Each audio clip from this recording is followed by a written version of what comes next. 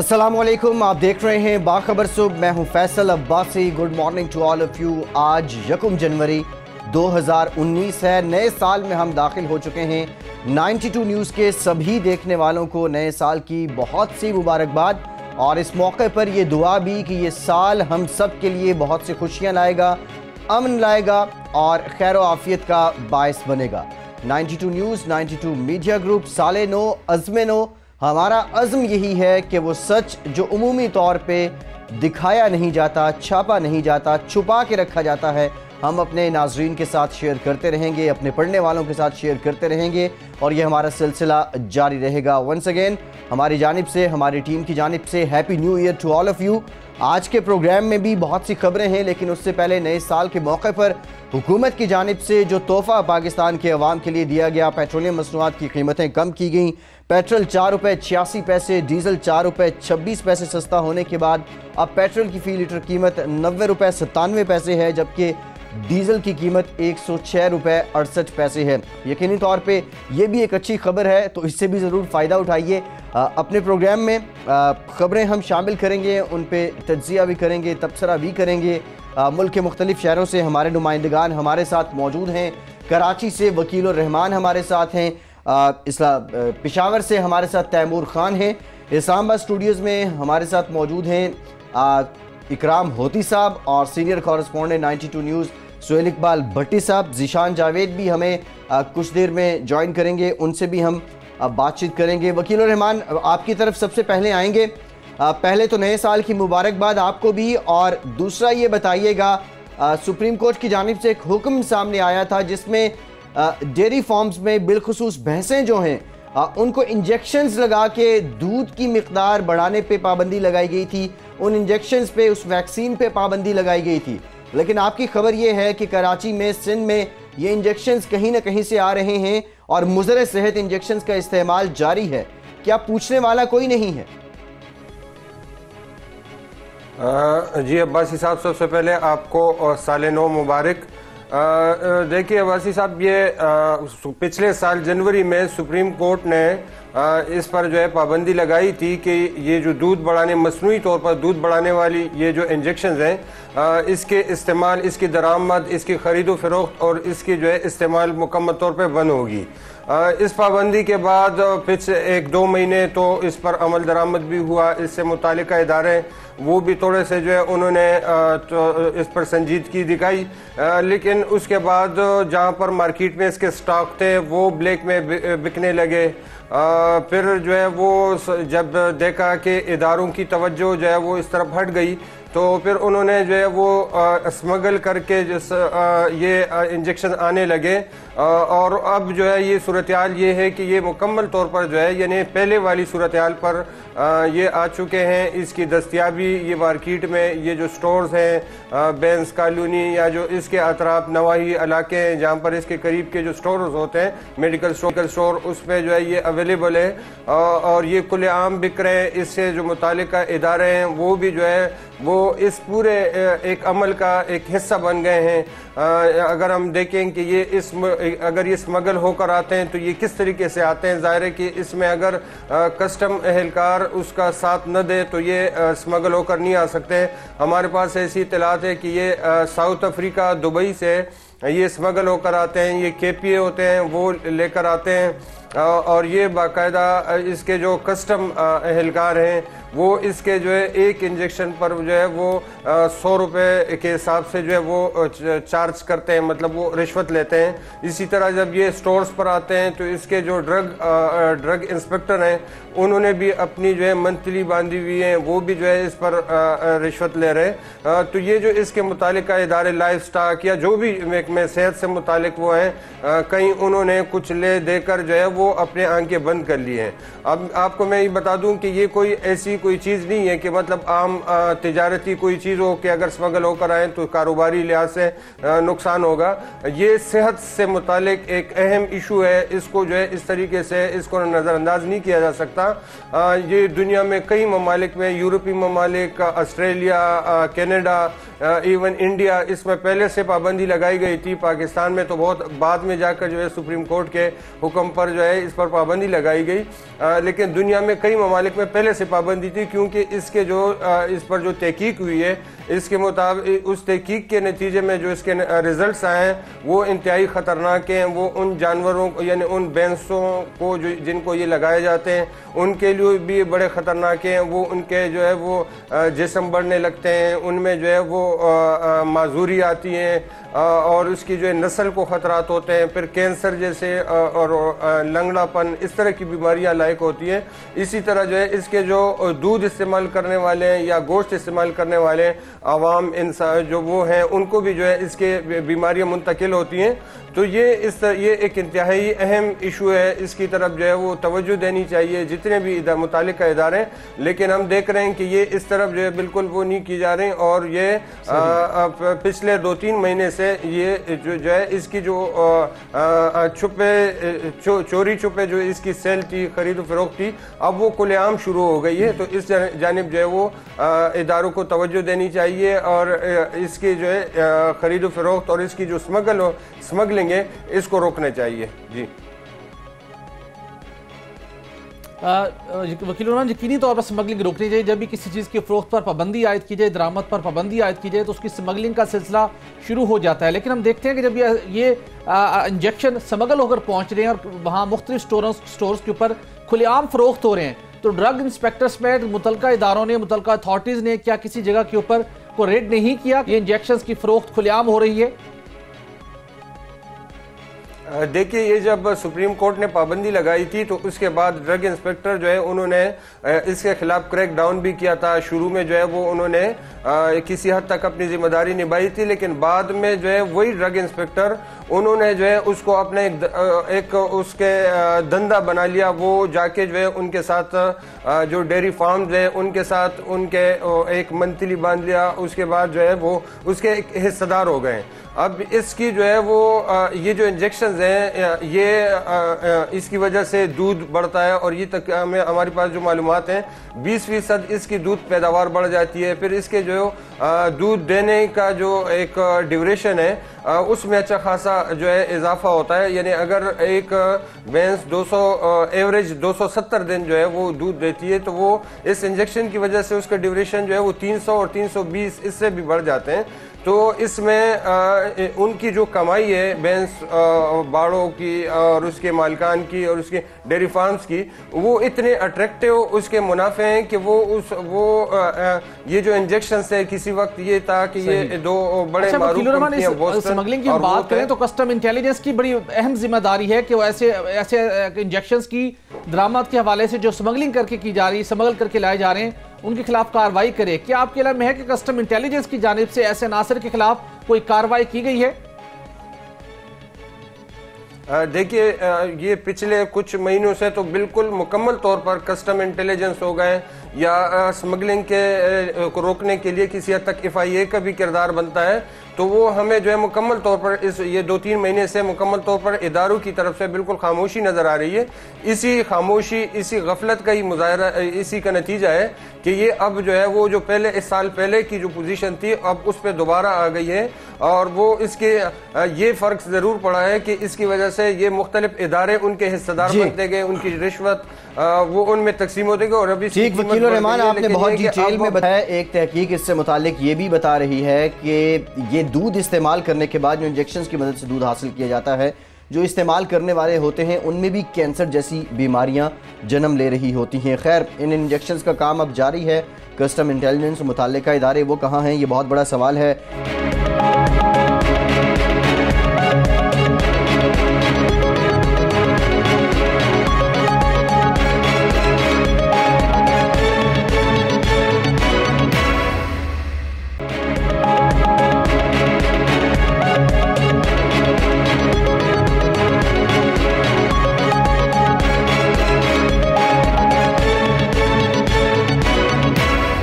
भट्टी साहब, आपकी तरफ आते हैं। पहले तो नया साल बहुत मुबारक हो आपको, और दूसरा ये बता दें जून 2015 में पाकिस्तान स्टील मिल्स को गैस फरामी मुकम्मल तौर पर बंद कर दी गई थी। नैब इसको लेके इंक्वायरी कर रहा था, अब ये इंक्वायरी भी बंद कर दी गई है।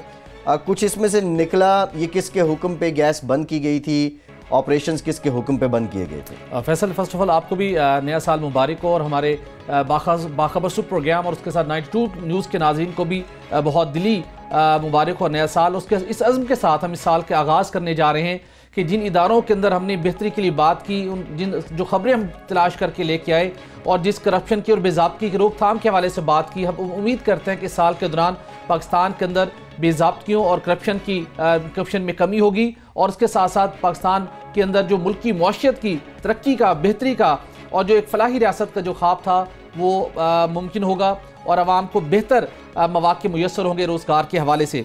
हमने बात की थी पाकिस्तान स्टील मिल्स के हवाले से, गुज़श्ता रोज़ भी अपने प्रोग्राम में हमने ये मामला टेकअप किया था कि किस तरीके के साथ उसकी बहाली का ऑपरेशन के हवाले से एक टास्क फोर्स या एक ग्रुप कायम कर दिया गया है। लेकिन उसके साथ साथ एक और बड़ा मामला जिसकी अशद ज़रूरत थी कि स्टील मिल्स के माजी के अंदर जिस मामला जिस तरीके से चलाए गए, जिन बद इंतज़ामी का, जिस करप्शन का स्टील मिल्स और पाकिस्तान को सामना करना पड़ा, उसकी रोकथाम के लिए और जिम्मेदारान के तयन करने के लिए जिन इदारों ने कार्रवाइयों का आगाज़ किया था वो अपने मंतकी इंजाम तक नहीं पहुँच पा रहे। वज़ीर ख़जाना असद उमर साहब ने 2017 में इनकी जानिब से एक नैब को एक दरख्वास्त भिजवाई गई थी कि बस पाकिस्तान स्टील मिल्स का जो ऑपरेशन मुकम्मल तौर पर जून 2015 में बंद हुआ था, उसकी बुनियादी वजह यह थी कि स्विस सदर्न गैस कंपनी की जानिब से पाकिस्तान स्टील मिल्स को गैस की फराहमी बंद कर दी गई थी, जिसके नतीजे में स्टील मिल से जिसकी पैदावार थी वो सिफर हो गई थी, और उसके बाद उसके खसारे में बेतहाशा इजाफा हुआ। नैब ने फैसल 1 साल तक इस सारे मामले की इंक्वायरी की, और अब लेटेस्ट जो हमें दस्तावेज मौसूल हुई हैं नैब की जानिब से, नैब ने 1 साल के बाद इस इंक्वायरी को बंद कर दिया है। और हैरानकुन तौर के ऊपर नैब ने उसके अपने इस दस्तावेज के अंदर ये मौक़िफ़ इख्तियार किया कि सारे मामले का हमने जायज़ा लिया और नैब को सबूत नहीं मिल सके। मामला क्या था कि 2015 में स्विस सदर्न गैस कंपनी ने पाकिस्तान स्टील मिल से वसूल करने थे गैस के वाजबात, जो कि तकरीबन 40 अरब रुपए के लगभग थे। सिर्फ पाकिस्तान स्टील मिल्स नादहिंदा नहीं थी, बल्कि अगर हम बात करें तो प्राइवेट सेक्टर की बहुत सी कंपनियां भी स्विस सदर्न गैस कंपनी की उस वक्त नादहिंदा थी, जिसके अंदर के इलेक्ट्रिक सबसे बड़ी एग्जाम्पल है। लेकिन हैरानकुन तौर के ऊपर एक निजी कंपनी के इलेक्ट्रिक को गैस की सप्लाई इस बुनियाद के ऊपर मुनक़ता नहीं की गई कि उसने वाजबात अदा नहीं किए, वो नादहिंदा है, बल्कि के इलेक्ट्रिक पाकिस्तान स्टील मिल्स के मुकाबले में बड़ी नादहिंदा थी स्विस सदर्न गैस कंपनी की। दूसरी जानिब पाकिस्तान स्टील मिल्स जो कि एक सरकारी मिल्स थी, सरकारी इदारा था, जिसको वफाकी हुकूमत की बैकिंग हासिल थी, हैरानकुन तौर के ऊपर उस वक्त की मुस्लिम लीग नून की हुकूमत की गफलत या उनकी मुबैना तौर के ऊपर उनकी रजामंदी से स्विस सदर्न गैस कंपनी ने गैस सप्लाई बंद की। स्विस सदर्न या स्विस नदर्न गैस कंपनी की अगर हम बात करें तो कोई भी बड़ा उन्होंने फैसला करना, स्पेशली सरकारी इदारों से मुतल्लिक, तो वफाकी हुकूमत या वजारत पेट्रोलियम की इजाज़त के बगैर, वजारत ख़जाना की इजाज़त के बगैर कोई भी बड़ा कदम नहीं उठाया जाता। और उसके साथ साथ वफाकी हुकूमत की स्विस सदर्न गैस कंपनी के बोर्ड में एक शराकत भी है, वहाँ पर मेजोरिटी शेयर होल्डिंग भी है, तो वहाँ पर बोर्ड के अंदर भी वफाकी हुकूमत अपना असर और रसूख इस्तेमाल कर सकती थी। लेकिन डेलिबरेटली लगता यह है कि उस वक्त अपना असर और रसूख इस्तेमाल नहीं किया गया, बल्कि स्विस सदर्न गैस कंपनी को पाकिस्तान स्टील मिल की गैस बंद करने की इजाज़त दी गई। और फिर जो कई सालों से पाकिस्तान स्टील मिल्स को एक मुनज़्ज़म प्लान के तहत खसारे से दो चार किया जा रहा था, अल्टीमेटली पाकिस्तान स्टील मिल्स का ऑपरेशन मुकम्मल तौर पर बंद हो गया। नैब को शायद सबूत फराम नहीं किए गए या नैब अपनी इंक्वायरी का दायरेकार नहीं बढ़ा सका।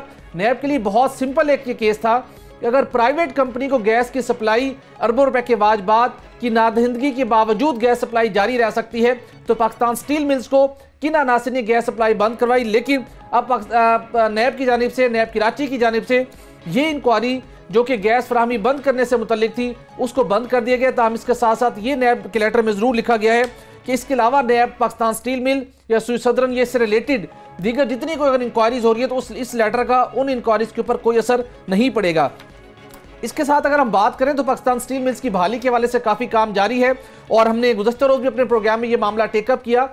तो पाक चाइना इन्वेस्टमेंट बैंक ने 2015 में एक अपनी रिपोर्ट तैयार की थी जो कि 165 सफ़ात पर मुश्तमिल थी, जिसके अंदर वाज़े तौर के ऊपर फेडरल गवर्नमेंट से कहा गया था कि आप सिर्फ 29 अरब रुपए की इब्तदाई सरमायाकारी से और बिला तत्तुल बिजली की सप्लाई और नई इंतजामिया 3 ऑप्शन पर अमल दरामद करके आप फौरी तौर के ऊपर पाकिस्तान स्टील मिल से उसका जो उसकी पैदावार है स्टील मसनूआत की वो शुरू कर सकते हैं। लेकिन बदकिस्मती से ये इकदाम तहाल नहीं किया गया। उसके साथ हमें सरकारी जो अदाद शुमार मसूल हुए फैसल, हम देखते हैं कि सन 2000 में पाकिस्तान स्टील मिल्स को 1 अरब 14 करोड़ रुपए खसारे का सामना था, लेकिन उसके बाद यही स्टील मिल्स जिसने भरपूर तरीके से बेहतर मैनेजमेंट के साथ काम का आगाज किया। 2001 में इसका मुनाफा 55 करोड़ रुपए तक पहुंचा, 2005 में 6 अरब 70 करोड़ तक पहुंचा और 2008 तक स्टील मिल्स मुनाफा बख्श रही। उसके बाद इसका मुसलसल मुनाफा एवरेज 15 से 20 अरब के दरमियान इसका खसारा रहा मुसलसल, ये 2018 और आज भी ये खसारे से दो चार है। सिर्फ मामला क्या था कि मैनेजमेंट की तब्दीली से आप बेहतरी ला सकते थे। मुस्लिम लीग नून की हुकूमत को जुलाई 2013 में वाज़े तौर के ऊपर एक ऑप्शन एक वर्क प्लान दिया गया था, लेकिन उसके ऊपर अमल दरामद नहीं किया गया।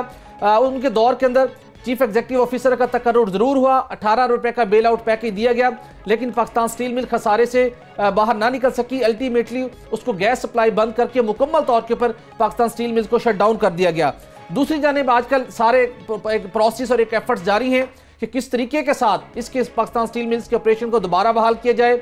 हबको और कुछ निजी स्टील मिल्स कंपनियों पर मुश्तमिल एक ग्रुप कायम करके उसको खिलाफ ज़ाब्ता उसको ये टास्क सौंपा गया कि आप हमें ये रहनुमाई फराहम कीजिए कि किस तरीके के साथ पाकिस्तान स्टील मिल से पैदावार दोबारा से बहाल की जा सकती है। अगरचे कि पाक चाइना इन्वेस्टमेंट बैंक की जो रिपोर्ट थी उसके मुताबिक अगर एक बहुत प्रूडेंट तरीके से और एक डिसिप्लिन वे में मैनेजमेंट का तकर्रुर किया जाए, उसके अंदर जो रॉ मटेरियल मौजूद है उसको बरोएकार लाया जाए, उसको गैस की सप्लाई रिस्टोर की जाए, तो उसके साथ जो एडिशनल इन्वेस्टमेंट रिक्वायर्ड है वो की जाए, तो पाकिस्तान स्टील मिल की आइडियल लोकेशन के बायस, ये एक्सपर्ट्स ने कहा कि इसकी आइडियल लोकेशन के बायस और जितना मार्केट का एक्सपोजर है, पाकिस्तान स्टील मिल्स की सालाना प्रोडक्शन 3 मिलियन टन तक ले जाई जा सकती है और इस इदारे को इंतहाई मुनाफा बख्श बनाना मुमकिन है। ठीक, भट्टी साहब बहुत डिटेल में आपने बता दिया स्टील मिल्स के साथ पहले क्या हुआ, अब क्या हो रहा है और आगे क्या हो सकता है।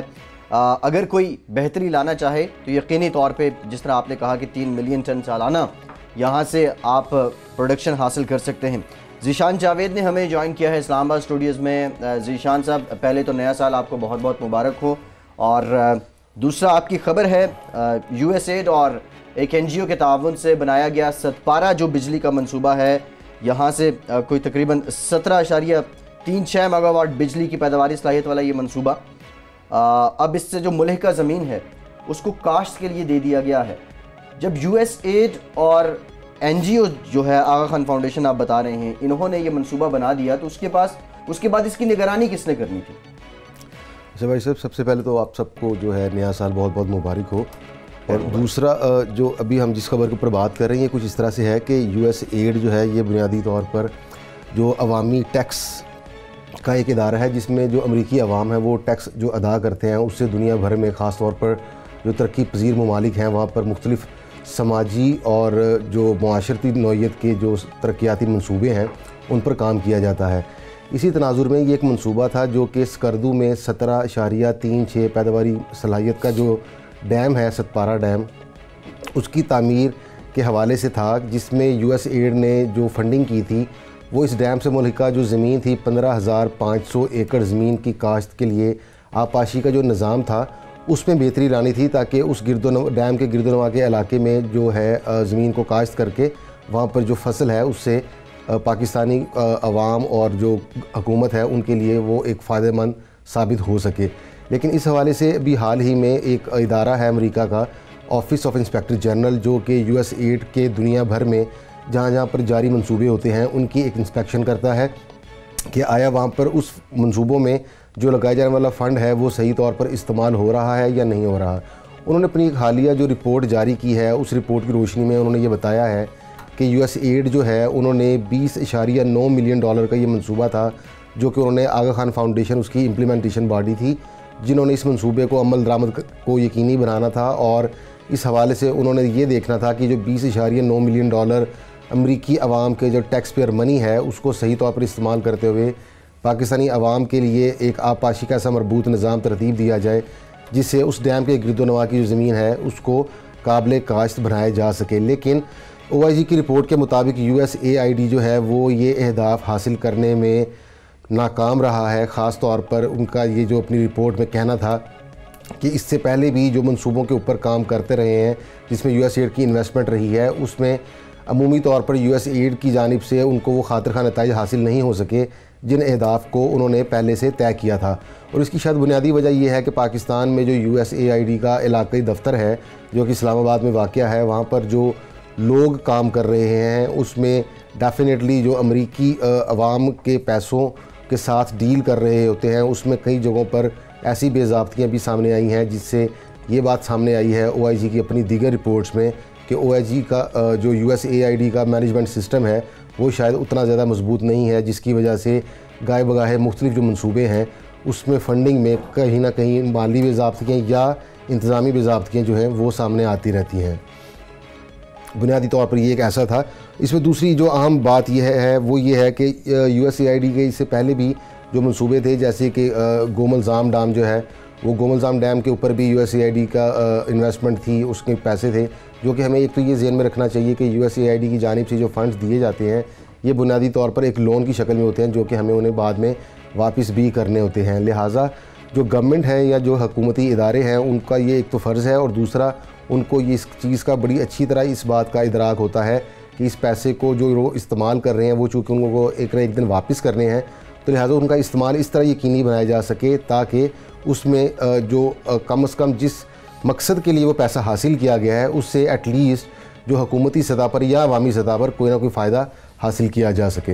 अच्छा ज़ीशान, ये बताइएगा कि इस रिपोर्ट में जो तयशुदा अहदाफ थे उसके हासिल करने के अंदर जो जिस नाकामी से दुचार होना पड़ा उसके क्या वजूहात बताई गई हैं, और उसके साथ पैसे तो खर्च हो गए, मनसूबा शुरू हुआ, क्या मुमकिन है कि दोबारा से जो मतलूबा अहदाफ हैं स्पेशली ज़मीन की काश्तकारी से मुतल्लिक वो हासिल किए जा सकें, और क्या कोई तजावीज़ या सिफारिशात भी इसमें दर्ज की गई हैं इस रिपोर्ट में?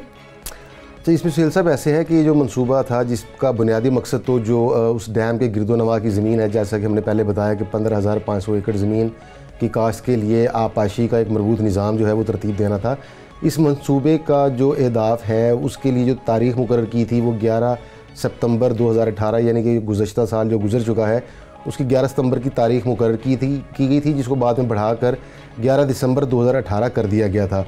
जहाँ तक इसके अहदाफ के हवाले से आपने बात की है, उसमें मैं आपको ये बता दूँ प्लीज़ कि जो इनके अहदाफ थे उसमें बुनियादी तौर पर आपाशी के लिए नहरों की चैनलिंग और जो मुख्तलिफ जिनको हम सादा ज़ुबान में खाले भी कह सकते हैं, वो उनकी तामीर उनको पुख्ता करना था, ताकि जो पानी की तरसीर है उसके गिरदोनवा की ज़मीनों को उसको यकीनी बनाया जा सके।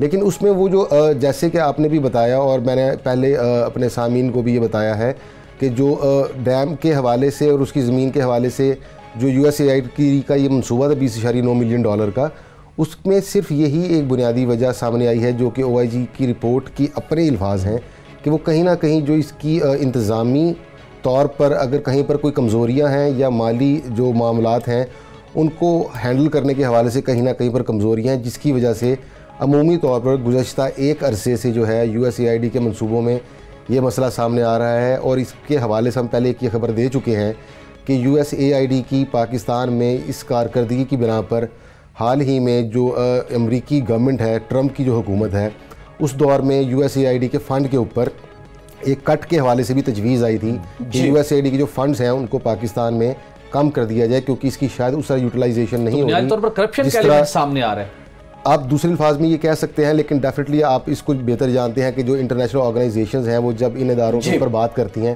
तो वो नॉर्मली ढके छुपे अल्फाज में यही बताती हैं कि कहीं ना कोई कमज़ोरियाँ ऐसी हैं जिनकी वजह से ये मामला जो है वो आपने बहुत डिटेल में बताया। मुबैना तौर पे खुर्द-बुर्द है या कोई और मामला है, लेकिन जो अहदाफ थे इस मंसूबे के वो हासिल नहीं हो रहे हैं। एक ब्रेक लेते हैं, ब्रेक के बाद दीगर मामलात पे बात करते हैं। हमारे साथ रहिए।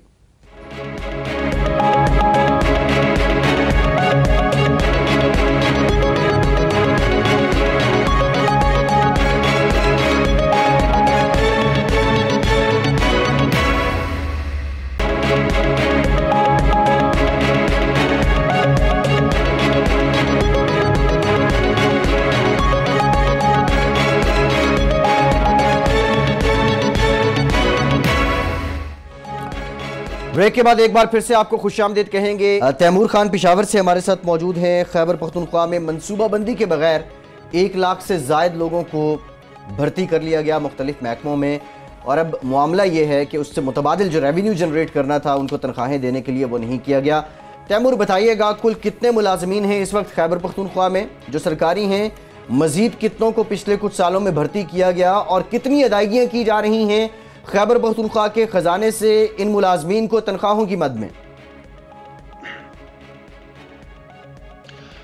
जी अब्बासी साहब, happy new year. Khyber Pakhtunkhwa में जो खैबर पख्तूनख्वा के बजट से जिन मुलाजिमीन को तनख्वाहें दी जाती है उनकी तादाद 5,13,000 है, जबकि खैबर पख्तूनख्वा में जो टोटल ह्यूमन रिसोर्स है गवर्नमेंट सेक्टर में वो है 6,20,000 है। वो सरकारी आज़ादुशुमार के मुताबिक यही लोग हैं। जो खैबर पख्तूनख्वा में जो पिछली हुकूमत थी और पाकिस्तान तहरीक इंसाफ और जमात इस्लामी की एक इत्तेहादी हुकूमत थी, लेकिन उसमें जो ड्राइविंग सीट पे थे वो पाकिस्तान तहरीक इंसाफ ही थी। उसमें तकरीबन 1,11,12,000 के करीब पोस्टें तख्लीक की गई और यहाँ पर बहुत सी ऐसी डिपार्टमेंट्स हैं जिनमें अभी भी पोस्टें वैकेंट हैं और उनको फिल करना चाहिए। जिस तरह के हेल्थ में अगर हम देखें, एजुकेशन में हम देखें तो ये बड़े डिपार्टमेंट और अभी भी इनमें बहुत सी सीटें वैकेंट हैं। लेकिन अगर हम माजी में भी देखें तो ऐसी सीटें जनरेट की गई है जिनकी जरूरत ही नहीं है और ऐसे सीट्स भी अभी तक हैं जो अंग्रेज दौर से उन्होंने जनरेट की थी और अभी तक वो चली आ रही है और उन पे लोग तैनात भी हैं और बाकायदा तौर पर उन पे तैनात होती रही है। ऐसी अगर मैं आपको एक एग्जांपल, नौशहरा में 15 डिप्टी कमिश्नर के ऑफिस में 15 ऐसी सीट्स हैं जिसको रिकॉर्ड कैरियर या रिकॉर्ड लेफ्टर कहते हैं। ना उनको पता है कि हमारी जिम्मेदारियां क्या हैं और ना ही डिप्टी कमिश्नर को पता है कि इन लोगों की जिम्मेदारियां क्या हैं। इस तरह स्वात के डिप्टी कमिश्नर में वहां पे एक पोस्ट है जिसको मार्कर कहते हैं, तो किसी को पता नहीं है कि इनकी जिम्मेदारी क्या है। तो अभी महकमा खैबर पख्तूनख्वा हुकूमत ने एक HR ऑडिट शुरू किया है कि ताकि वो मालूम कर सके कि कहाँ पे कितने लोग तैनात हैं, कहाँ पे कितने लोग ज्यादा है, कहाँ पे कितने लोग कम हैं। तो उसके मुताबिक एक पॉलिसी वो मुरतब करेंगे, उसके बाद ही वो लोग उसकी सीट्स क्रिएट करेंगे।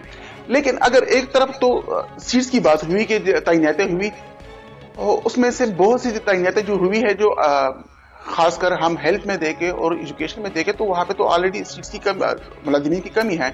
लेकिन अगर लोअर पोस्ट पे हम देखें तो वहां पर सियासी बुनियादों पर तैनातियां हुई हैं।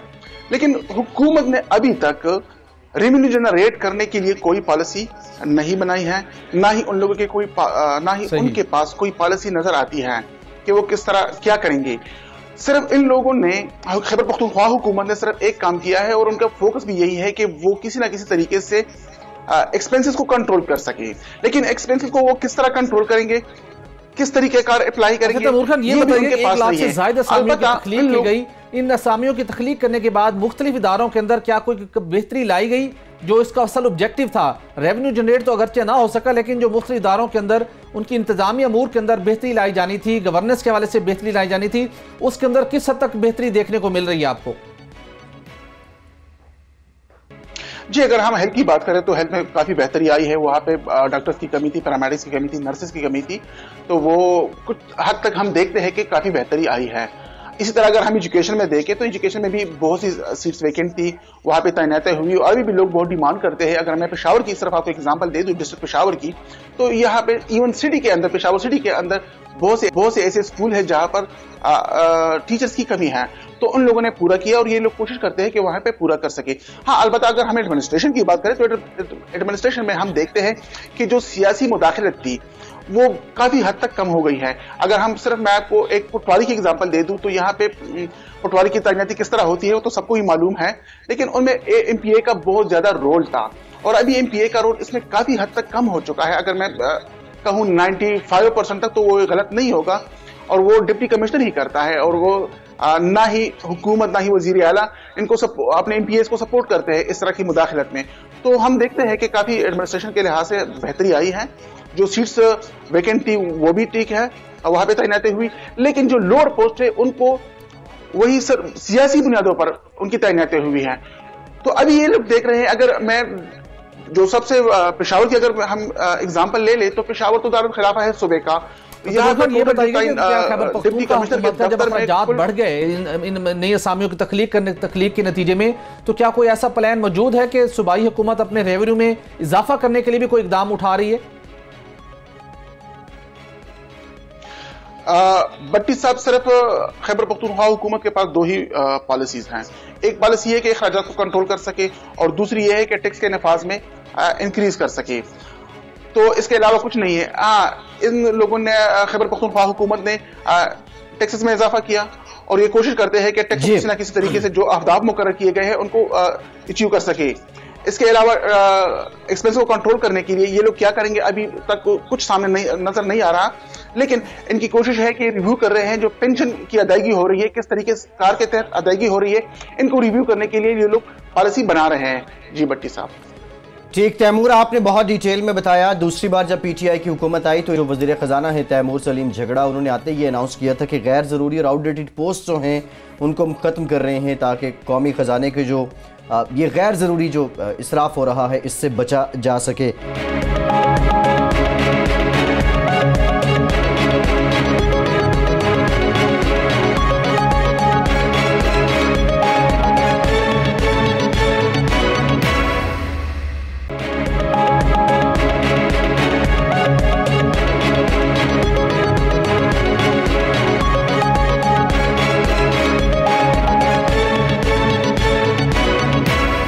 भट्टी साहब, आपकी तरफ आते हैं। सिविल सर्विस इस्लाहात 3 माह गुजर गए, टास्क फोर्स जो है उसने अब तक क्या सिफारिशात पेश की हैं और कोई रोड मैप नज़र आ रहा है?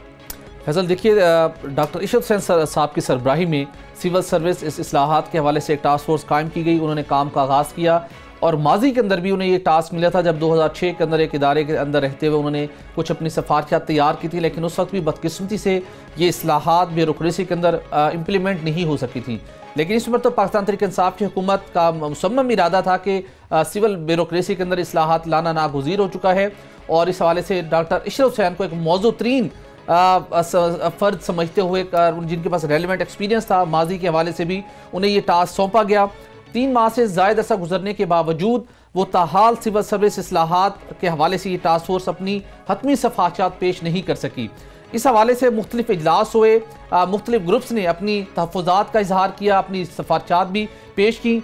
सबसे बड़ा मामला क्या था जहाँ पर इस्लाहात लाई जा रही थी? अगर हम देखते हैं कि पाकिस्तान एडमिनिस्ट्रेटिव सर्विस साबिक जो DMG ग्रुप जिसे कहा जाता था, ये ग्रुप डोमिनेंट है। ना सिर्फ वफाकी सतह के ऊपर हम बात करें, सूबाई सतह के ऊपर भी देखें तो ये ग्रुप डोमिनेंट हमें दिखाई देता है। दीगर ग्रुप्स को बहुत ज़्यादा तहफ़्फ़ुज़ात हैं इस ग्रुप के हवाले से। तरक्कियों के अंदर सबसे ज़्यादा इन्हीं का कोटा है। अहम तरीन पोस्ट पे हम बात करें तो इनकी तैनाती की जाती है। ग्रेड 21 और 22 की बात करें तो 70 से 80% मुख्तलिफ ग्रेड 21 से 22 के ओहदों के ऊपर पाकिस्तान एडमिनिस्ट्रेटिव सर्विस के ग्रुप के अफसरान को तकर्रुर किया जाता है। बहुत सी नॉर्मली थी और उसके साथ साथ जब सिविल सर्विस के अंदर इस्लाहात का मामला था तो उसका ये भी ऑब्जेक्टिव था कि अखराजात बहुत ज़्यादा बढ़ चुके हैं लेकिन जो एफिशिएंसी का फैक्टर है वो बहुत कम है। तो इस तरीके से मरबूत सफारशात की जाएँ जहाँ पर दीगर ग्रुप्स की जो तहफ़्फ़ुज़ात हैं उनको भी दूर किया जा सके, उन्हें भी यकसा नुमाइंदगी मिल सके और उसके साथ साथ जो अखराजात हैं उनमें कमी लाई जा सके और जो डिलीवरी है, जो नताइज हैं वो बेहतर तौर के ऊपर सामने आ सकें। इन खतूत के ऊपर सारा कुछ काम हुआ और इन सारे जो मुख्तलिफ इजलास हुए, इस इजलास के अंदर ऑफिस मैनेजमेंट और सेक्रेटेरिएट सर्विस से वाबस्ता अफसरान ने जो उनके मुख्तलिफ ग्रुप्स बने हुए थे उन्होंने अपनी सफारशात डॉक्टर इशरत हुसैन साहब की सरबराही में टास्क फोर्स को पेश की, जिसके अंदर उनका वाज़े तौर के ऊपर था कि अगर सिविल सर्विस इस्लाहात लानी है तो जो मुख्तलिफ शोबों के अंदर जो तहफ़्फ़ुज़ात हैं, जो उन्हें जिस तफरीक का सामना करना पड़ता है उसका खात्मा नागुज़ीर है। तो उसके लिए ये 2 सफारशात की गई थी कि तो पहला तो मामला ये था कि ऑफिस मैनेजमेंट और सेक्रेटेरिएट सर्विस का जो मुख्तलिफ जो प्रमोशंस का जब मामला आता है तो उसके अंदर उनका कोटा बहुत कम है, इस कोटे के अंदर इजाफा किया जाए और उसके साथ साथ जो वजारतों के अंदर ज़्यादा से ज़्यादा अरसा काम करते हैं उन अफसरान को अहम ओहदों पर तैनात किया जाए। प्रैक्टिस ये रहती है कि मुख्तलिफ साइट्स के ऊपर पाकिस्तान एडमिनिस्ट्रेटिव सर्विस के अफसरान तैनात रहते हैं और जब हम वफाकी वजारतों की बात करते हैं वहाँ पर उनके अहम तरीन ओहदों की बात करते हैं तो वहाँ पर ग्रेड 20 का ओहदा हो, ग्रेड 21 का हो या 22 का हो या मुख्तलिफ वजारतों और डिवीज़न के मातहत मुख्तलिफ मुख्तार, खुद मुख्तार और नीम खुद मुख्तार इदारे हों, वहाँ पर पाकिस्तान एडमिनिस्ट्रेटिव सर्विस के अफसरान का तकर्रुर किया जाता है। तो दीगर जो ग्रुप्स के हैं जिसके अंदर ऑफिस मैनेजमेंट और सेक्रेटेरिएट सर्विस के लोग जो कि वजारतों के अंदर ज़्यादा से ज़्यादा अर्सा अपना स्पेंड करते हैं उन्हें मतलूबा मौके नहीं मिल पाते। उनकी इन दोनों जो सफारशात थी, उनकी जो दोनों मुतालबात थे उनको वो पूरे होते दिखाई नहीं देते, चूँकि ये कहा जा रहा है जो हमें एस्टेब्लिशमेंट डिवीज़न के ज़राए से मालूम हुआ कि पाकिस्तान एडमिनिस्ट्रेटिव सर्विस के जो अफसरान हैं वो तरक्कियों के कोटे के अंदर इन दोनों ग्रुप्स का कोटा बढ़ाने के ऊपर रजामंद नहीं है, जिसकी वजह से इस्लाहात का जो अमल था वो मुतासिर हुआ है। 3 माह के अंदर इन इस्लाहात के अमल को मुकम्मल होना था लेकिन ताहाल ये मामला पेंडिंग है। दूसरी जानिब हम बात करते हैं हम प्रोविंशियल सर्विसेज की बात करें तो प्रोविंशियल सर्विसेज के अफसरान ने भी, जो उनकी एसोसिएशन है, उन्होंने वज़ीर आला अपने मुतलका वज़ीर आला को खतूत लिखे, वज़ीर आज़म पाकिस्तान को लिखे कि अगर हम पंजाब की बात करें, अगर हम बलूचिस्तान की बात खसूसी तौर पर बात करें या सिंध की बात करें, वहां पर भी जो ग्रेड 20 या 21 या 22 के ओहदे हैं, वहां पर जो सूबाई सिविल सर्विस के अफसरान हैं उनका तकर्रुर नहीं किया जाता। वहां पर भी मुख्तलिफ नॉन कैडर्स के अंदर पाकिस्तान एडमिनिस्ट्रेटिव सर्विस के ग्रुप के अफसरान का तकर्रुर किया जाता है, उनके तहफ़्फ़ुज़ात भी मौजूद हैं। लेकिन डॉक्टर इशर हुसैन साहब, जो सबसे बड़ा सवाल ये कि 2006 के अंदर भी वो इफेक्टिवली अपनी सिफारिशात को इंप्लीमेंट करवाने में कामयाब नहीं हो सकेंगे। 3 माह से ज़्यादा अरसा तो गुजर चुका है, लेकिन कब वो अपनी सिफारिशात को मुकम्मल करके प्राइम मिनिस्टर पाकिस्तान को अरसाल करेंगे और उसके बाद उनकी इंप्लीमेंटेशन का आगाज होगा। लेकिन इस वक्त इस मामले के अंदर बहुत सी रुकावटें हायल हैं जो कि पाकिस्तान एडमिनिस्ट्रेटिव ग्रुप की जानिब से खड़ी की गई हैं। ठीक, भट्टी साहब, बहुत डिटेल में आपने बताया। 3 माह गुजर गए, सिविल सर्विस इस्लाहात टास्क फोर्स की जानिब से सिफारिशात सामने नहीं आ सकी हैं। होती साहब, आपकी तरफ आते हैं। नया साल मुबारक हो आपको। इस साल की पहली खबर कौन सी है जो इकराम होती शेयर कर रहे हैं? जी, सबको, हमारे बाखबर सुबह के फैंस को, 92 के फैंस को बहुत बहुत मुबारक हो नया साल। जो पहली खबर है वो ये है कि कल पब्लिक अकाउंट्स कमेटी का शहबाज शरीफ साहब की सरबराही में जो पहला इजलास हुआ, उसमें ऑडिटर जनरल ने अपना काम कर दिखाया। उन्होंने यहां तक पॉइंट्स उठा दिए, जो 3 बड़े पॉइंट्स थे कि नंबर 1, जो लोग सजा पाते हैं कौमी दौलत लूटने की वजह से, उन लोगों को सजा मिलती नहीं है। उनकी तनख्वाहों से या पेंशन से, उनकी प्रॉपर्टी से अदायगियां नहीं होती हैं। लोग मर जाते हैं, फिर भी उनके खिलाफ उनसे अदायगियां हो नहीं पाती। जो अफसर हैं सरकारी महकमों के, ठेकेदारों से वापसी नहीं होती पैसों की। दूसरा जो पॉइंट उन्होंने उठाया वो ये उठाया कि 3-3, 4-4 साल तक पब्लिक अकाउंट्स कमेटी में केस चलते रहते हैं, उनको नैब भी नहीं भेजा जाता, FIA की भी सपोर्ट नहीं किया जाता, और अगर FIA और नैब की सपोर्ट कर दिया जाता है तो उनको कोई नतीजा नहीं निकलता। और ऐसे 3 केस उन्होंने सामने भी रख दिए, जिनमें सबसे बड़ा केस इस्लामाबाद एयरपोर्ट का है। इस्लामाबाद एयरपोर्ट में जो कि 2 साल में बनना था, वो 10 साल में बना। उसमें सबसे बड़ी बात यह की गई कि 69 अरब रुपए ज्यादा पेमेंट हुई, और इस पेमेंट में 6 अरब रुपए जो है वो तो मंसूबे के बजट से वैसे ही ज्यादा बना दिए गए। फिर मशीनरी के इंपोर्ट में 6.5 अरब रुपए जाया कर दिए गए। इंजीनियर जिसने इसका डिजाइन बनाया था उसको 4 अरब रुपए ज्यादा दे दिए। फिर 2 अरब रुपए ऐसे ठेकेदारों को दे दिए गए जो कि गैर कानूनी थे, उनका काम ही नहीं बनता था, कि उनको लाइसेंस ही नहीं था उनका यहां पे काम करने का। ये जो मंसूबा सामने आया है, इसमें इस पे कोई आधा घंटा बात होती रही और पता यह चला कि इस पे अभी तक तहकीकात 2 साल में मुकम्मल नहीं हो सकी। लिहाजा 3 मंसूबे लिफाफों में डालकर सारे मेंबरान को देने का कह दिया गया कि भाई ये 3 मंसूबे हैं, इनको फौरी तौर पर 1 महीने में हल करो। कौन से? इस्लामाबाद एयरपोर्ट, दूसरा है grand Hyatt hotel. Grand Hyatt hotel में यह किया गया कि 13.5 एकड़ का प्लाट था, 5 अरब रुपए में इसकी ठहरी के भाई पैसे देंगे। 15% उनसे पैसे लिए गए और कहा गया कि बाकी रकम जो है वो इनको 15 साल में देनी है। बहुत शुक्रिया इकराम। सुहेल इकबाल भट्टी, जीशान जावेद, वकील रहमान तैमूर खान, सब नुमाइंदगान का, फैसल अब्बासी को इजाजत दीजिए।